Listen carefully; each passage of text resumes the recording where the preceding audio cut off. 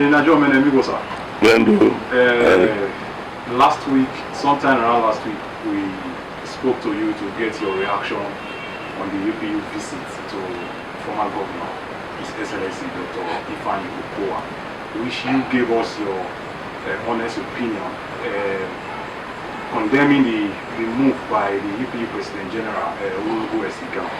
Now, sequel to that, your interview, there has been a lot of reactions, and one particular one has been the reaction of the UPU President General, Olorogun Ese Gam, where he wrote a speech to condemn what you said and also threw some jabs at you concerning your personality, your education background, and your social life in general. How do you react to this issue that is growing across the world? It's very unfortunate that Ese Gam will come and start throwing jabs at me. You see, that interview which I granted you, I only said that, well, if I were him, I would not have come. And you even asked me, but they said they went there to thank the governor for bringing Roboman as governor, and the former governor bringing Obuewe as governor. I said, yes, if that was the case, the timing was wrong. But look at it.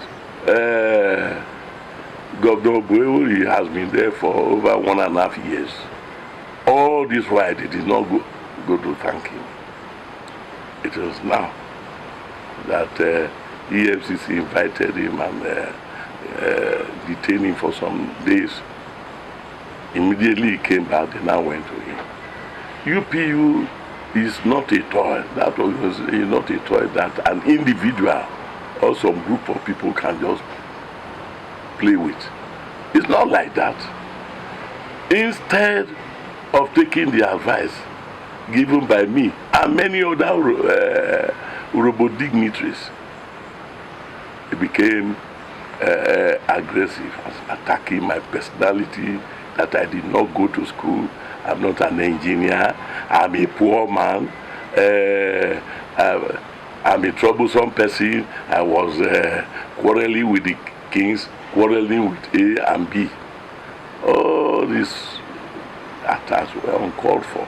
It's only somebody who is not sensible, who is not intelligent, that can come out to say all those things.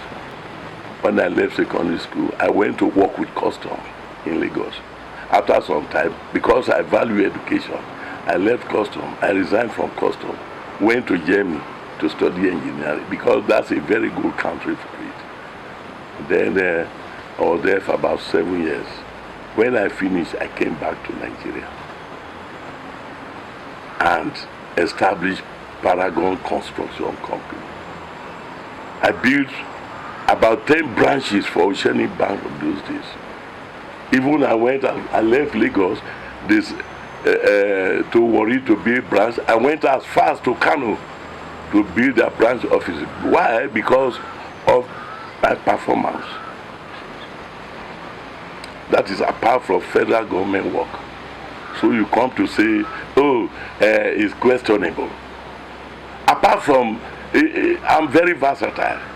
Apart from studying engineering, I also went to Unilag. You can go there and verify to study business administration. After that, I was not done yet. I also went to Uniben to study Master's Public Administration. You should go to Uniben. I had Lexus convertible hardtop. The whole hardtop we collapsed into the boot. The boot we opened, it collapsed inside. I was the only person who had it in Delta State. During that time of our campaign, I already had a Hummer Jeep. You should find out. I was among the first people to have a Hummer Jeep. Now, somebody who has that, a Hummer Jeep, a Mercedes-Benz, Mercedes 500 SLC, only boudoir, and the one king was using that time. You say I was using pencil, this thing. So you expect me, when I go out for campaign with the likes of Aliza, I should go and show off to the Robo people that I am very wealthy, I am this and that. I had my first car in 1969 when I was still a student in academic grammar school, which is today called Okotiebo Grammar School. During holidays, I would tap rubber. My senior brother was paid my school fees, so the money I made from rubber tapping, I used it to buy Morris Minor and gave it to a man as a taxi who was settling me daily. You should go and ask my classmates, people like them, Victor Were, Isaac Aiswe, Gabi Okorare. You should go and ask them, find out about me. Somebody who had all that, who had the sense of making money while he was still in class 5. You are now saying he was using peso like this thing. Before I entered UPU, before I even came to Delta State at all, I had my personal twin duplex built by me, owned by me, and a 4 flats of 3 bedroom at Medina Estate, Lagos. You should go and find out. My office was close to that of Architect Majoro, Montgomery Road, Yaba, owned by me. And you come to say because you are battling with appearance fee, that you appear in court today, you are talking, insulting my person. I did not make any money from politics. Unlike those who made their wealth from politics. You look at that picture there. That's my junior brother, the one next to me, same parents. You will not know that he has 1 kobo. That's him with his Rolls Royce. It's his Rolls Royce. In his company, US, he has a personal company in UK and Ikoyi, Lagos. You will not know that he has 1 kobo. The same thing with Dr. Omene, who was council chairman. You will not know that he has money. My senior sister has the best compound, the most beautiful compound in Akpokome Mosuga. You will not know because it's not in our character. The only thing that Ese Gam can boast of, that he can do better than me, is his ability to finish 5 packets of cigarettes in 1 hour. I don't know how to smoke and start talking rubbish after smoking. You see, that is the point. So having said that, he was talking of my tenor. You see, what I told him and what I always advise anybody, if you are in a position, you are in that position to make some impact. And before you can make an impact, be consulting with people. Before you can take a decision. If he was consulting, assuming he consults, he would not have plunged himself into this serious blunder. And look at his team, like selected people by a political party. People there's one of them there who is like a bonfu. He's almost 60 years. He says he's a youth leader, and you are a chief in your kingdom. You are a chief. You come out to in the public to say you are a youth leader, and this is what the youth association is saying. You are close to 60. How can you describe yourself as a youth leader? Are these the kind of people who Robo should take seriously? Let me tell you of my achievements as UPU President General. We were able, in the whole of Uroboland, we had UPU branch in Sapele and Wari. When I came on board, after consulting the lives of Major General David Ejo, former UPU President General, and others. We started forming UPU branches in the 24 kingdoms. We were able to establish UPU branches in 22 kingdoms. Even the one at Olomu, when we were establishing the one of Olomu, General David Ejo, we were fortunate, he agreed, and he went with us to establish that branch. Also established the Omene branch of UPU, Omene. Because we have young ladies, not too old. They should be involved in Yoruba activities, young ladies. Some of them were professors, doctors, and well-qualified young Yoruba ladies. When I left, they killed all these ones because they want to dictate what UPU should be. You look at it there, that's President Jonathan and myself. The UPU visited the President Jonathan in the presidency, in the villa. Oh God, I told Mr. President, after this group talk, I want to have one-on-one discussion with you, and I plead that you grant my request. He said, no problem. I went to him. After that meeting, I went one-on-one, only two of us, in an office. He brought tea, I was drinking. Then started telling him how he has not been able to do enough for the Robo people. At the end of the day, he agreed. You see, I just wanted it to smile. I said, Your Excellency, the President of the Federal Republic of Nigeria, I am the President General of the Robo Nation. Yours is just a president. Your own has no general. I am the President General, and he started smiling. He said, welcome, President General. Then at the end of the day, the villa was shaking. That, you see, somebody came. And to tell you the importance, look at it here. Vanguard of December 2014.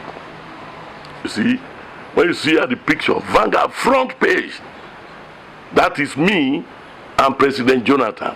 It was reported nationwide. If I had appeared like a rat, or when I got there I started smoking, will it be reported by newsmen? No, now. No. That was not all. To tell you, let me tell you, this is Villa Scope, magazine of the Villa Presidency. It was also reported, apart from newspaper district. If you come to page 6 here, me and President Jonathan. You see, look at it. Villa magazine. That is how to be a President General of an ethnic nation. Tell the world that you are very important. It's not a question of smoking. Where has he gone to? Who has received him? Nobody. This is how I placed Urobo. And UPU was ringing bell all over Nigeria during my time. It was ringing bell all over. To the extent, anybody who wants to be president of this country will come and visit the UPU. Look at it. That's me and President Buhari. Buhari, to please us, the Urobo nation, he had to tie Urobo dress to come here. UPU received him here in this my compound. You see, he pleaded for vote of the Urobo. Now, apart from that, is two presidents within that short time, within the period of time that I was a President General, two presidents of the country, and their visits were widely reported.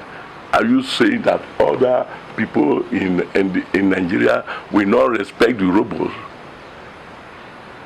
Is it that I went to visit President Buhari? He came here. He came here. I'm the most widely traveled UPU President General ever. Travel to do what? Not travel for leisure, for pleasure, but to go and meet Urhobo people wherever they are, to galvanize them, make them see reason what to do at home. The flight from Nigeria to Malaysia, about 17 hours, I was there in the flight. I went to Ghana. I went to a desert like Burkina Faso. It's not a good country. It's not as fine as a village in Urhobo land, but I was there. When I was in the morning, after dancing and playing with them, when the president was telling them that the President General of UPU was coming, they did not believe. Why? They said, how can President General of Urhobo come to this place? He will not, when it's not America, it's not UK, it's not London, UK. What is he coming to do? They didn't believe. The night I came, I landed Lagos from Malaysia. The following day, I was still in Lagos. I took a flight to Burkina Faso. There was no direct flight. I had to go first to Ivory Coast to take another flight to Burkina Faso. Where during my time, you see branches were established. Second branch in Ghana, Burkina Faso, Gambia, second branch in UK, then in Europe,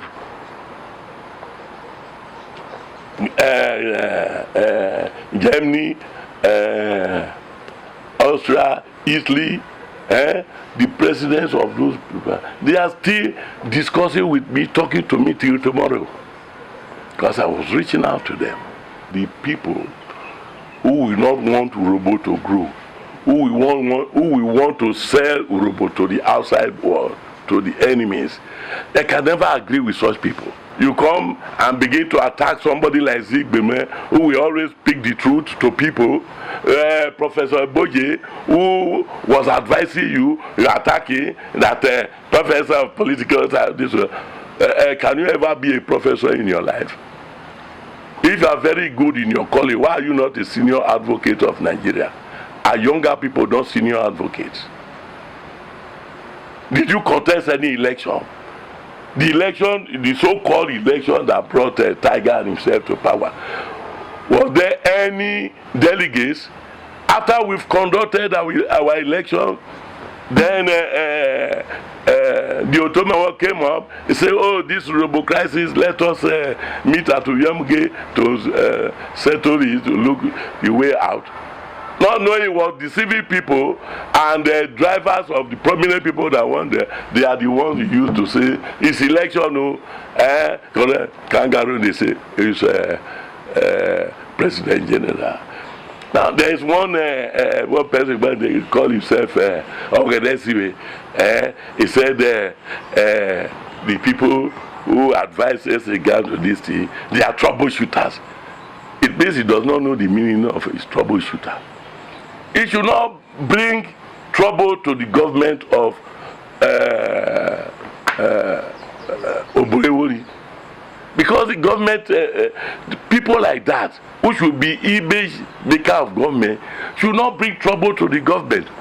Was there anybody fighting the governor, accusing him of this? Does the matter concern the government of Delta State? Why are you coming to say all those rubbish? This government is too young for any sensible Urhobo man to attack. You can only advise. That's why when you asked me, I said, he's still young. And so far, infrastructural development is trying. But these are the areas you need to work on.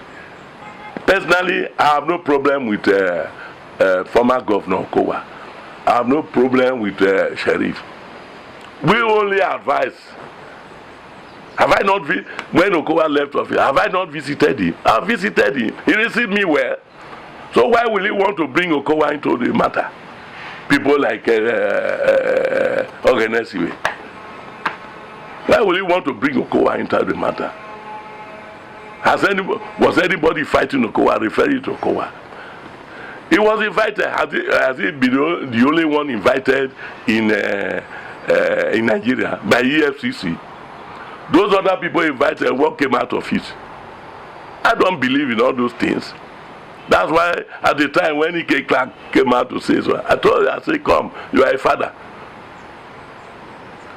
So, I have no problem with anybody. But Ese Gam should not come and tell me about my achievements in UPU and this and that. Thank you.